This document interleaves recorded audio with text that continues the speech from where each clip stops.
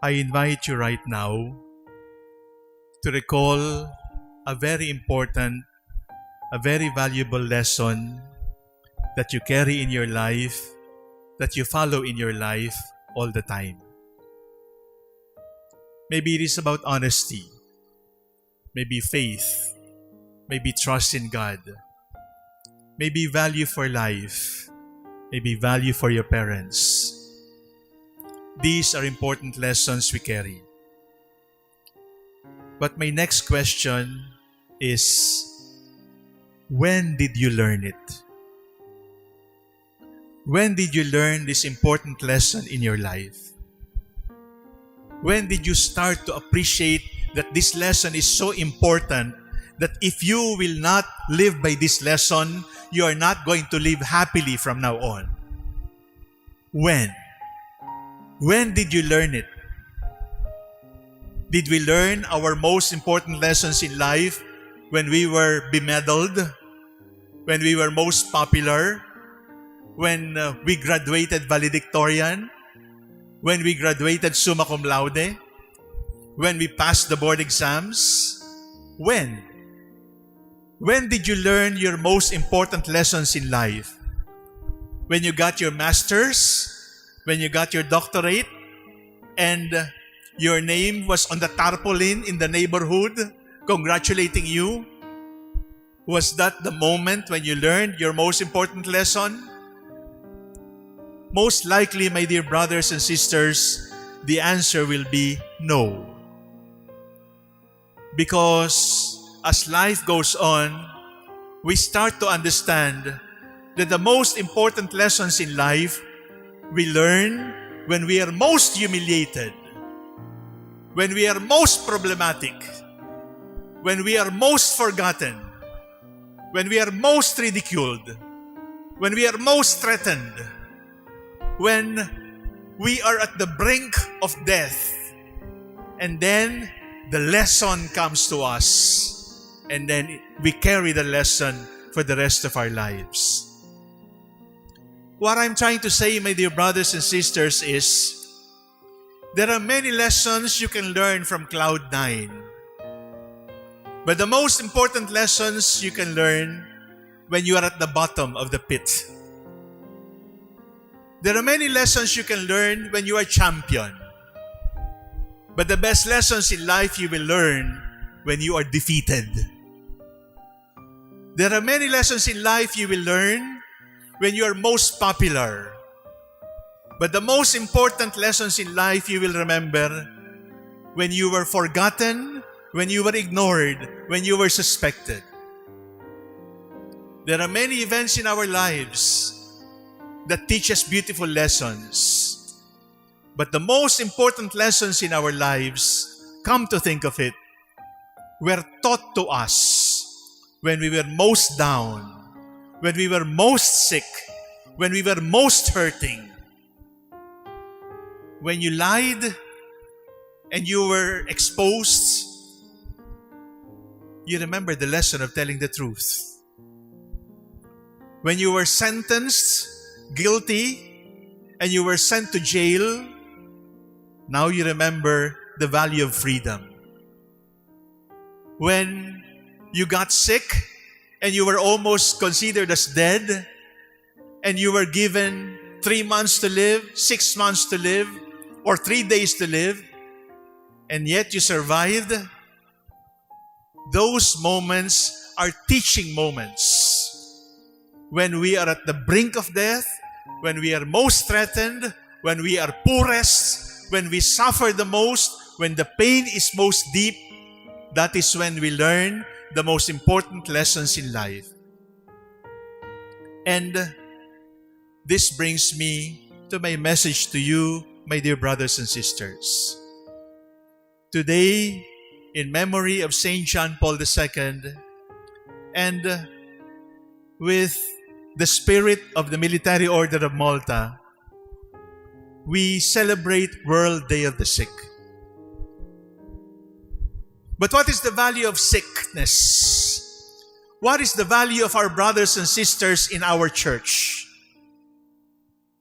If you are new in the church, You might think that the teachers, that the poor, the sick, are our beneficiaries. They are recipients of our food. They are recipients of our medical care. They are recipients of our money. They are recipients of our sympathy.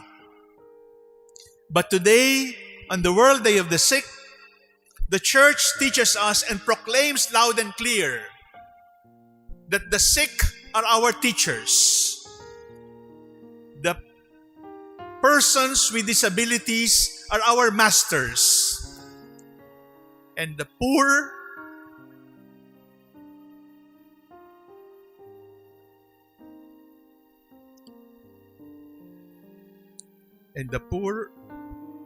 are our lords.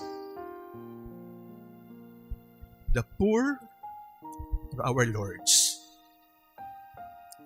The sick are our lords. The handicapped are our lords. And if until now you do not understand it, you are quite far from the kingdom of God.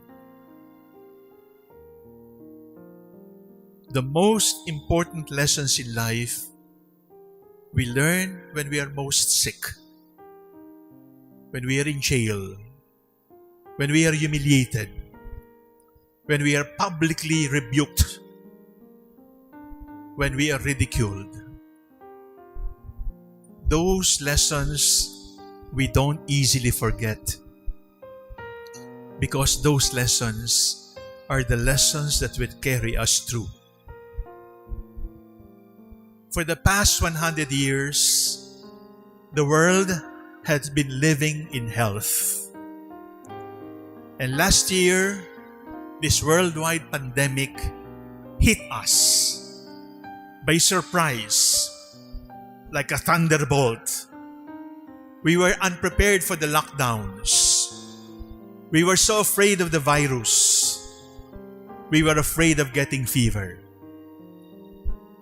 But believe me, my dear brothers and sisters, although the past year, the past 11, 12 months have been months of anxiety, of stress, of depression for all of us, believe me, there is a lesson to be learned.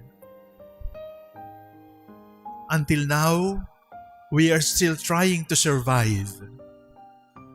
When that time comes, when we are able to thrive, we can look back at COVID-19. We can look back at those who got sick. We can look back at those who died. And we will be able to say, thank you for teaching us the lessons of this sickness. There is a secret inside COVID-19. And it is not to be seen by the microscope. It is not the subject of research of scientists. The secret of COVID-19, you can only discover if your eyes are the eyes of the Lord, and if your heart is the heart of the Lord. That is the secret. There is a strong connection between a deep problem and a deep lesson. But not all deep problems teach us deep lessons, because some of our deep problems have resulted in deep bitterness. Where lies the difference? I will explain it to you by a story. Michael is the only son of a widowed mother, and he was 5 years old, poor. When he was about to go to school, the mother brought him to school the first day, and his classmates had yayas, had nannies to accompany his classmates to school. When he came home, Michael said, "Nanay, can I also get a yaya to bring me to school?" And the mother said, "We are poor. We cannot afford." You just ask Jesus to bring you to school every day, and Jesus will fetch you every day also.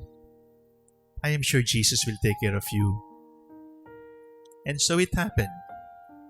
Every day he would ask Jesus, and Jesus would appear, wait, and bring him home. It was the teacher's birthday, and everybody had a gift, and Michael had none. So Michael said, Mom, can I get a gift from my teacher? You just ask Jesus. So Jesus gave Michael a pitcher of milk to give to his teacher. When we got to school, the others had apples, the others had flowers and chocolates, the others had gadgets. Michael had milk. Happy birthday, teacher. And the classmates laughed. Milk! Michael thinks our teacher is a baby. He was so hurt, but the teacher left it on the table, not minding it. Michael started to cry, and the teacher said, transfer the milk to another pitcher and return the pitcher to Michael. So it was transferred. But as they transferred to one pitcher, the pitcher that originally carried the milk had more milk. 8, 10 pitchers had been filled, and there was still milk coming from the pitcher. And the teacher said, Michael, where did you get the milk? And Michael said, from Jesus. Where is Jesus? Outside the door, waiting for me to go home. So they went out. Jesus was not there. And Michael said, Jesus, my teacher wants to meet you. No, Jesus. And the class was laughing. Ha ha ha ha, liar, liar, liar. No, Jesus. It was now Michael's turn to cry. The teacher left. The classmates left. And while bowed down, Jesus appeared. And Jesus said, I'm here. And Michael said, I was calling you earlier, you did not come. Now they are gone, they won't believe me. And Jesus said to Michael, Michael, I am always here. You can return to your teacher and say to your teacher, Teacher, Jesus told me that if your heart will be as pure as my heart,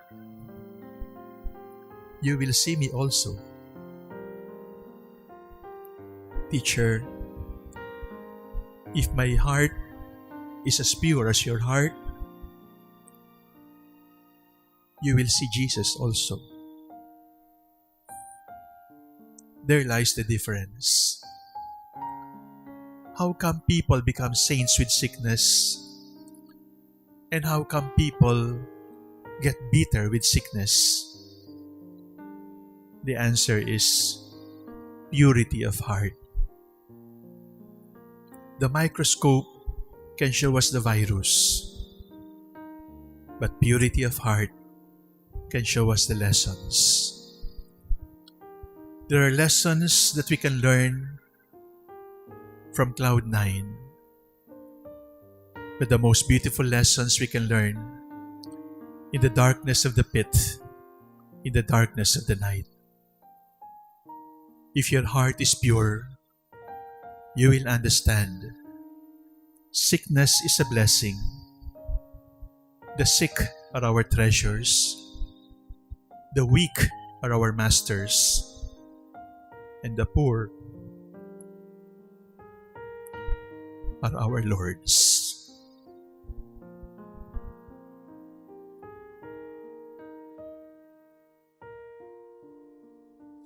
Thank you for listening. Thank you for watching. Please look for Father Sok on YouTube, and I hope you can subscribe to the channel. There I can meet you with more reflections, with more homilies, And then we can interact. And you can also tell me the questions in your heart, the questions in your mind, which I hope I can also answer in the same channel. It is not technology that brings us together. It is the Lord. It is not technology that has brought us together. It is our love for the Lord and our love for the church. May the Spirit continue to work in all of us. God bless you.